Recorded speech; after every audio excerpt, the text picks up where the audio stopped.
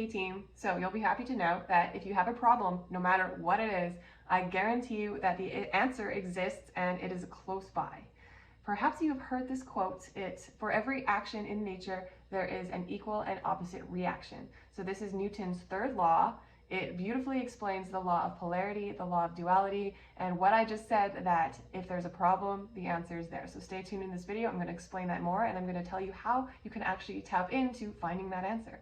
If you are new here, welcome. My name is Dr. Kayla Clark. I am an intuitive empath with a highly sensitive nervous system, and I am extremely passionate about helping other highly sensitive leaders and conscious visionaries bridge the gap between their mind and their body, their science and their soul, so they can really recalibrate their health and nervous system to our modern world.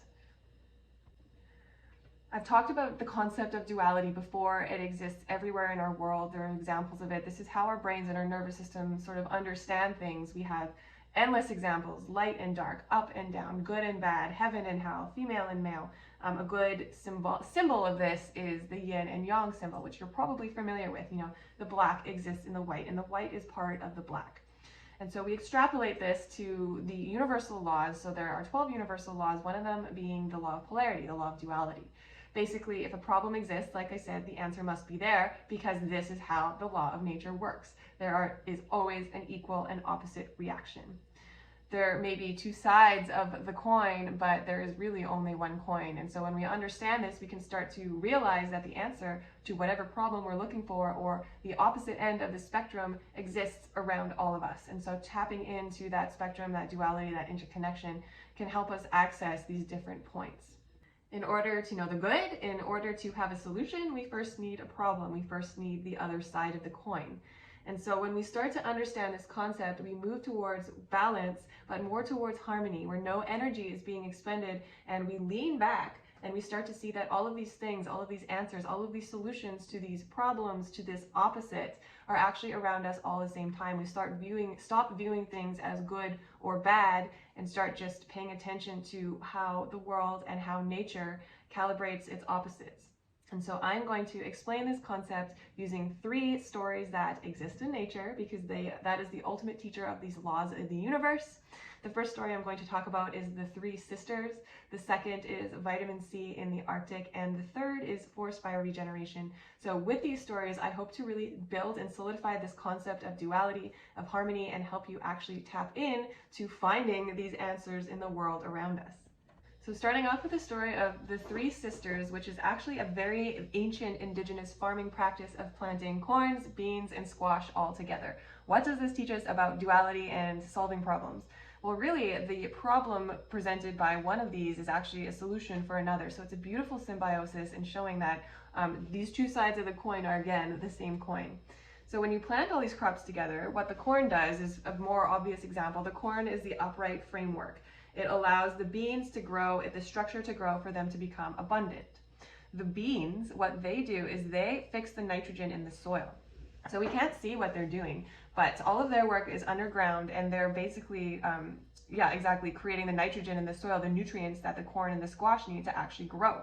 The squash, it grows more low to the ground, and its prickly leaves and its big foliage cover and protect those low-lying crops.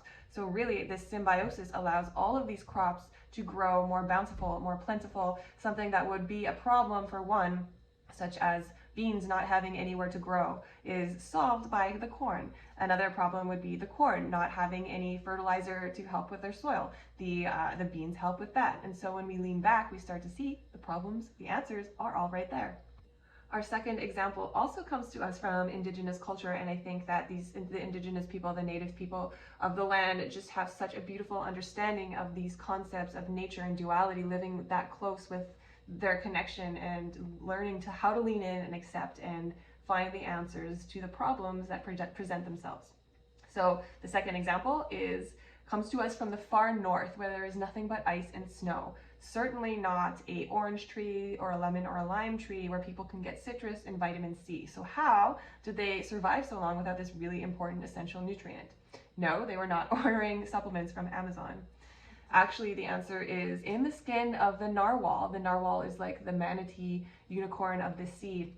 but essentially their skin is super high in collagen, very high in vitamin C, and this is a very whole foods form for these people to get their nutrients. And again, this isn't just vitamin C and narwhals. This is really an example of any indigenous culture or any culture that finds nutrients or the things they need in the environment around us. This is just a great example of a very sparse environment providing everything it needs to. And our last example of this harmony in nature is in the example of forest fires. So when I was in Yellowstone Park on vacation a few years ago, I remember this story. They showed us a pine cone, and the ranger was telling us how this pine cone was literally coated in resin, and it could stand hundreds of years without opening or planting itself, and it just kind of hung out there. What was it waiting for? Like, what's the point? Actually, it was waiting for a forest fire. So this very thing that, and you may have heard this before, I'm from British Columbia, which is filled with forests. So learning that forest fires, yeah, they can be devastating and violent. And if they're man-made, not good. Don't throw your cigarette out the window if you still smoke. Who does that anymore? But that was a tangent. When I was young, people would like flick their cigarettes out the window and it would cause massive forest fires. So I'm a little sensitive about that. But natural forest fires are just, might be considered a problem by some, but also they're a solution. The solution lies in the problem. That resin-coated pine cone, that resin melts when there's a hot forest fire, and so after the fire is done, the pine cone cracks open and now it can plant its new seeds. So the law of duality, the violence is there, the destruction is there, but so is the new birth, so is the regeneration, and we see this in legend all over the place. Phoenix, the legend of the phoenix is another example of this. From the ashes come rebirth. From one end of the spectrum comes the other. From the problem comes the answer. So using nature, hopefully you can start to conceptualize a little bit more this idea of duality, of polarity, of understanding that the answer is always there next to the problem. If you liked this content, please comment, please subscribe to my channel, follow me on Instagram, and I hope to see you in my world soon. Hope you have a great day.